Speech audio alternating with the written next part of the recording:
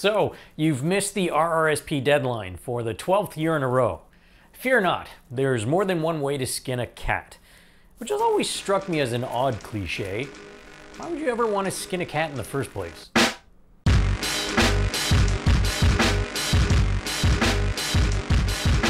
What happens if you've missed the RRSP deadline? The beginning of the calendar year coincides with what some people call RRSP season. This is because the deadline for any eligible RRSP contributions to count towards last year's tax return is the first 60 days of the new year. The reason some people scramble to beat the deadline, seemingly every year, is to reduce their tax bill for the previous year, which may lead to a refund. For example, if you're in a 30% income tax bracket, a $1,000 RRSP contribution that made it in by the deadline could generate a $300 tax savings relatively soon.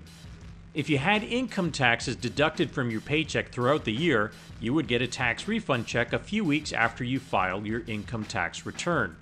It's that tax refund that motivates many people to try and beat the deadline. If you don't beat the deadline, you just get your tax savings the next time you file your income tax return. In other words, a year later.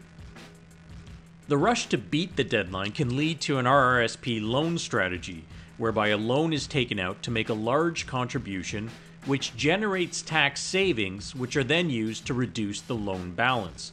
You're then left with a smaller loan and regular loan payments for a few months or longer. One problem with the RRSP deadline is that it can cause stress and can often be missed. And some people get an RRSP loan every year, which means they pay loan interest every year. If you never want to worry about missing the annual deadline again, you can just set up an automated savings plan.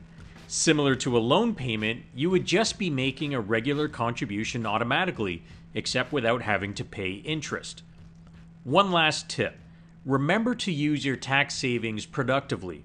An RRSP is a tax deferral strategy. Down the road, when you take money out of your RRSP or RIF, it will be taxed like regular income.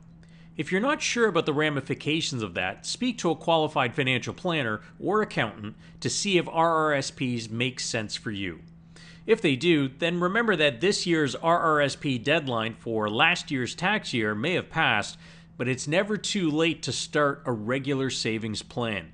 And if you do, you'll never have to worry about missing any savings or investing deadlines again.